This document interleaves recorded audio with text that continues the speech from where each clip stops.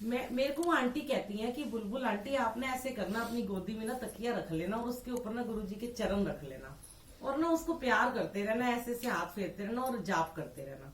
मैंने कहा ये तो आपने मुझे बड़ा अच्छा तरीका बताया। मुझे लग रहा है कि ना मैं ना भाई गुरुजी से बड़ी दूर हो गई हूँ मैं, लग रहा है कि इतने दिन हो गए हैं, तो मैं ऐसे ही करूंगी। तो मैंने जैसे कहते हैं ना, उन्होंने कहा और मैंने कर दिया। मैंने चरण उठाए, साफ किए, पिल्लो रखा एक नया और टेक लगा के बैठ गई और उसमें अपनी गोदी में गुरुजी के चरण रख लिए और ऐसे ऐसे बड़े प्यार से उनको देखती रही और मंत्र जाप चल रहा था। संगत जी उसके बाद जब पौना घंटा हो गया, 15 मिनट लास्ट के रह गए, तो मेरी आंख लग गई, क्योंकि कई बार गुरुजी सुला देते हैं आपको, स्वप्न में दर्शन देते हैं आके और कुछ भी कर देते हैं। तो मैं जैसे ही मेरी 5 मिनट बाद मतलब आंखें बंद थी और मुझे गुरुजी के चरणों में नजर आया, मैं जानती भी नहीं कौन है, ये तो एक नाम है, चलो गुरुजी किसका भी दिखाते हैं। चरणों पे लिखा था गोल्डी अंकल सत्संग। मैंने कहा गोल्डी अंकल का तो मैंने कभी जिंदगी में नाम भी नहीं सुना, गोल्डी अंकल कौन है। मैंने आंख खोली तो देखा कि उसके ऊपर तो ओम बना हुआ था। मैंने वो फोटो भी भेजी। मेरे को कभी ओम के दर्शन नहीं हुए। मुझे गुरुजी वैसे स्वप्न में दर्शन देते हैं, टेलीपैथी करते हैं, पर मैं देखती हूँ ना लोग कहते हैं रोटी में ओम बना, ना मैं कभी देखती भी नहीं ध्यान से, क्योंकि अंदर ही ओम बन गया है। तो मैंने बाई चांस आंख खोली तो मुझे उसपे ना ओम दिखाई दिया पहली बार। मैंने खत्म करके अपने अंकल को फोन करा। मैंने कहा ऐसे से ना मुझे उसमें दिखाई दिया गोल्डी अंकल, मैं तो जानती भी नहीं कौन है गोल्डी अंकल। बात करते करते मेरे अंकल ने सर्च कर दिया यूट्यूब पर, मुझे उनका सत्संग भेज दिया और देखिए वो हमारे वहीं रहते, मीराबाग के पास ही। इतने में शिव अंकल का फोन आ गया। शिव अंकल कई बार मुझे रात में फोन कर रहे थे। मैंने उनको ये बात बताई। अंकल कहते हैं मुझे ना सत्संग शेयर करते इतनी फ्रेग्रेंस आ रही है यहाँ से फूलों की, और बहुत कम आती है फूलों की फ्रेग्रेंस, मुझे तो बहुत ही कम आती है क्योंकि नाक मेरी थोड़ी बंद ही रहती है, आज बहुत ज्यादा आ रही है। तो गुरुजी विराजमान है, वो शुक्राना कि वो सत्संग सुन रहे हैं बैठकर, कृपा रहे उनकी सबके ऊपर। तो क्या हुआ कि उन्होंने ना मेरे हस्बैंड ने मुझे भेजा, तो मैंने शिव अंकल को बताया कि ऐसे से मुझे नजर आए। अंकल कहते वो तो मेरा दोस्त है, ला मैं तेरी बात कराता हूँ। अंकल ने कॉन्फ्रेंस में ही व्हाट्सएप से ही मेरी कॉल करवा दी गोल्डी अंकल से, और वो गुरुजी के टाइम के संगत थे। मुझे पता नहीं उन्होंने क्या बोला, दोबारा मेरी कभी उनसे बात भी नहीं हुई, पर उन्होंने मेरे से बहुत देर तक गुरुजी की बातें शेयर की। तो मैंने उस दिन से अमृत वेला स्टार्ट कर दिया और थोड़े ही दिनों के बाद ही, 15 दिन भी नहीं बीतते थे, कि जहां मैं शीशे पे छोटा सा स्वरूप लगाती थी ऐसे करके, वहीं पे सुबह शहद वर्षा हुई, थोड़ी थोड़ी बूंदे। और मुझे एक मिला मैसेज, उसी दिन मिला कि मेरी टिकट बुक हो गई है कल की, मतलब जो कि मेरी टिकट हो रही थी 25 जुलाई की बुक, और मैं कह रही थी महासमाधि भी निकल गया, बर्थडे भी आपका निकल जाएगा, मैं तड़प रही हूँ, मुझे बुला लो। तो मुझे एक अंकल ने, गाजियाबाद के सेवादार ने बोला था कि शायद 8 तारीख को फ्लाइट खुल रही है, और खुल भी जाएगी तो 25 से पहले नहीं मिलेगी, 25 या 28 जून या 2 जुलाई ऐसे करके उन्होंने बताया। पर देखिए जिस दिन शहद की वर्षा हुई, संडे था उस दिन, उसी दिन मेरे को मैसेज आया किसी का एम्बेसी से कि आपकी टिकट बुक हो गई है। और मैं एक रात में, अगले दिन सुबह सुबह, मतलब 15 दिन भी नहीं हुए मुझे वो स्टार्ट किया अमृत वेला, और मुझे गुरुजी ने इंडिया बुला लिया। इतना शुक्राना किया। यहाँ आई, बेटे ने कहा आपको होटल में रहना पड़ेगा 1 हफ्ते तक, अब 14 दिन का तो क्वारंटाइन नहीं है, पर 1 हफ्ता तो आपको रहना ही पड़ेगा। हमें गुरुजी से पूरे रास्ते कहती आ रही, गुरुजी गुरुजी गुरुजी गुरुजी, चलो हम इंडिया चल रहे हैं, पर घर तो ले जाओ, अपना दरबार तो देख लूं, अब कहाँ होटल में फंसाने वाले हो। ऐसे ही रास्ते में बहुत सारे सत्संग होते चले गए कि खाना नहीं मिला, तो उन्होंने एक पैकेट बना के दे रखा था, उसमें बन थे और ब्रेड में बटर लगा के सैलेड था, और सीटों पे रख दिया था, कोई एयर होस्टेस नहीं थी, कुछ नहीं था। मैंने कहा गुरुजी मैं तो रोटी खाती हूँ, मुझे तो अच्छा भी नहीं लगता। तो मेरे साथ एक गुजराती लोग बैठे हुए थे, फैमिली, उन्होंने अपने उसमें से पूड़ी और अचार निकाला और मुझे बोला आप खाओगे, तो फिर मैंने शुक्राना किया, देखो गुरुजी ने मुझे खाना भी दे दिया।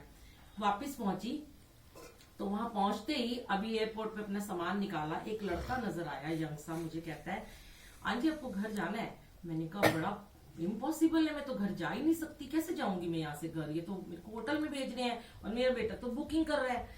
कहता है ये ना 2 बंदे बैठे हैं पुलिस वाले, आप इनसे पूछ के देखो, शायद आप बोलो कि मैं ऐसे से कोई मेडिसिन खाते हो। मैंने कहा मैं तो बीपी की एक गोली खाती हूँ और तो मैं कोई खाती नहीं हूँ, लेकिन आज मेरी सारी बीमारियां दूर हो गई हैं गुरुजी से मिलके, मैं तो गुरुजी को मानती हूँ, पर अभी वहां गई तो बहुत डिप्रेशन हो गया है।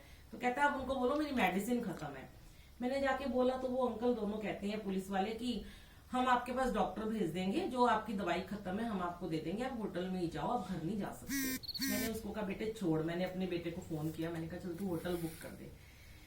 वो उसको मैंने कह के फोन रखा, इतने वही लड़का फिर से आ गया मेरे पास, पता नहीं वो किस रूप में आया, मुझे कहता है ये सामने से ना हमारे यहाँ के मैनेजर आ रहे हैं, बड़े अच्छे आदमी है, अभी बार इनको बोल के देखो ये आपका कुछ काम करेंगे। पता नहीं उसको कैसे गुरुजी ने भेजा, और मेरे फोन में कॉन्टिन्यूस मंत्र जाप चल रहा था, पूरी फ्लाइट में चल रहा था, चलता रहता है, यहाँ भी मैंने सत्संग से पहले उसे बंद किया है, पूरा टाइम मंत्र जाप चलता है धीरे आवाज में।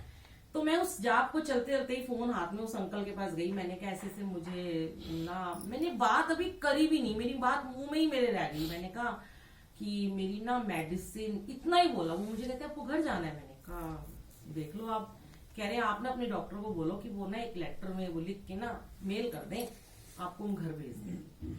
अब मैं तो एकदम, मेरी तो रोंगटे खड़े हो गए, मैंने उस लड़के को देखा इधर उधर कहाँ गया, मैंने फिर दिखाई दिया, मैंने कहा बेटा इधर आ, मैं ना तेरे को 500 रुपए दूंगी। कहता है मुझे नहीं चाहिए, ये तो शायद मेरी सेवा होगी। मैंने कहा कोई बात नहीं, आपने मेरा इतना काम किया है। फटाफट मेल आ गई, उन्होंने देखा ये आंटी फिर से आ गई, और बड़े सारी आंटियां अंकल बूढ़े भी खड़े थे, उनको मना कर रहे थे कि नहीं जा सकते। इकलौती वहां पे पूरे एयरपोर्ट पे इतने लोग आए थे, एक सिर्फ सिंगल मैं थी, उन्होंने स्टैंप लगा दी, बोले आप घर जाओ, और तुरंत मुझे घर भेजा उसी समय। और मैं इतनी खुश थी, इतनी खुश थी, और मैं घर आई, और मतलब कि मैंने अभी परसों भी ये सत्संग यूट्यूब पे शेयर किया है कि मैं बता नहीं सकती कि क्या हुआ, कि मैं जब घर आई ना तो मेरे गुरुजी के दरबार को मेरी मेड चोला बदलती थी, क्योंकि संडे सत्संग होता है हमारे यहाँ अमृत वेला, या पड़ोसी आके बदलते थे। तो जैसे मैं अपने हिसाब से लगाती हूँ, तो वो चरण ना बिल्कुल ऐसे कुर्सी के साथ लगा दिए उन्होंने। मैं हमेशा जैसे आज मैंने यहाँ आके लगाए हैं ऐसे ही लगाती हूँ, ताकि गुरुजी कंफर्टेबल होके पैर फैला के बैठे।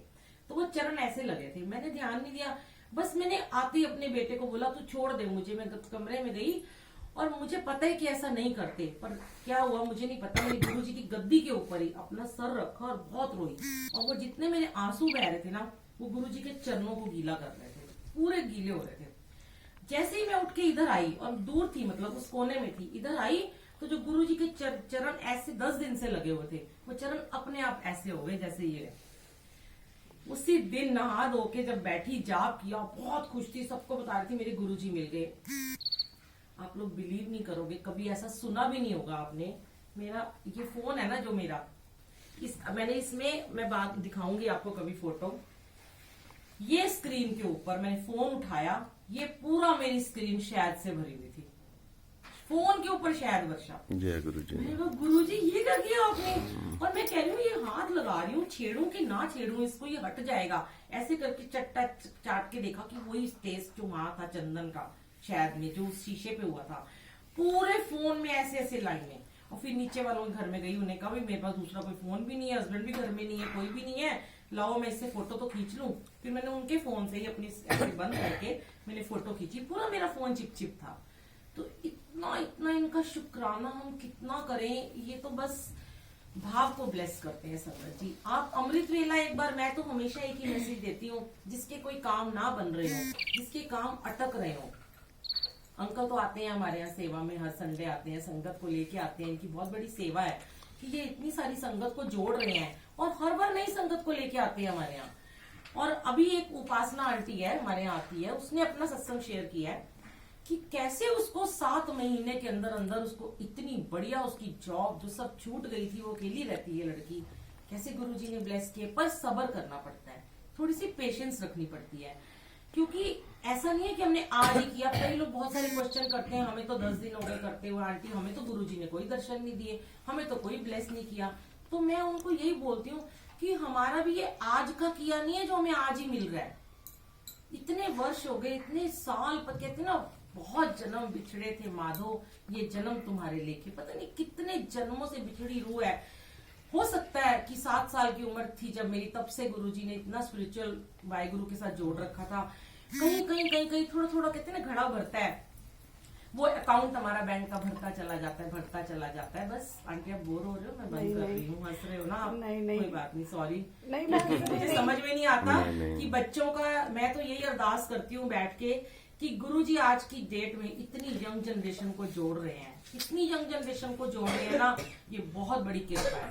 पहले के जमाने में बच्चे इन चीजों में नहीं थे, और आज गुरु जी की संगत जो है, आप मंदिर में जाके देखो, अब तो लॉकडाउन का मंदिर बंद था, क्या यंग जनरेशन वहां जाके सेवा करते हैं। पर हाँ, गुरु जी एक ही बात कहते हैं, जब मेरे पास आते हो, जब मुझे बुलाते हो, जब मेरा सत्संग करते हो ना, उस टाइम पे सब दुनियादारी छोड़ दो और सिर्फ मुझसे बैठ के बात करो, क्योंकि तुमने पता नहीं कितने वर्ष लगा दिए मुझे यहाँ बुलाने में। कोई कहता है मैं तो हर हफ्ते सत्संग करता हूँ, मैं खुद करती हूँ। कोई कहता है मैं महीने में एक बार, कोई कहता है मैं तो 10 साल हो गए सोचते आज तक सत्संग नहीं हुआ।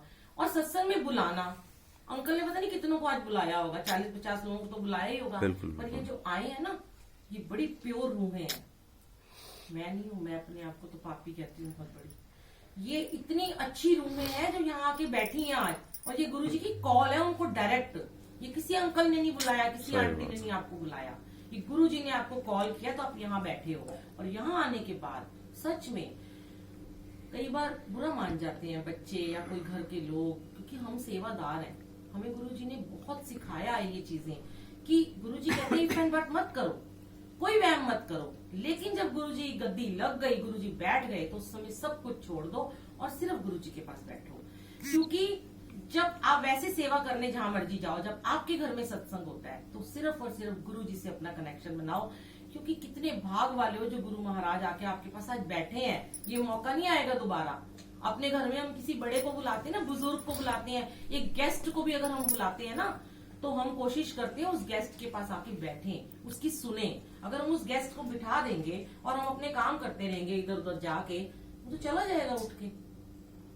मेरे को यहाँ बुला लिया, मेरे को तो कोई देख ही नहीं रहा, मुझे तो कोई पूछ ही नहीं रहा, मुझे कोई सुन नहीं रहा। तो जो शब्द गुरबानी सुनाई है ना, वो गुरु जी ने आपको सुनाई है, इसलिए उसको सुनिए। जब भी सत्संग में बैठिए, किसी के भी सत्संग में जाइए, पर अपना कनेक्शन बनाइए, बहुत ज्यादा कनेक्शन बनाइए। शुक्राना गुरु जी, जय गुरु जी। क्योंकि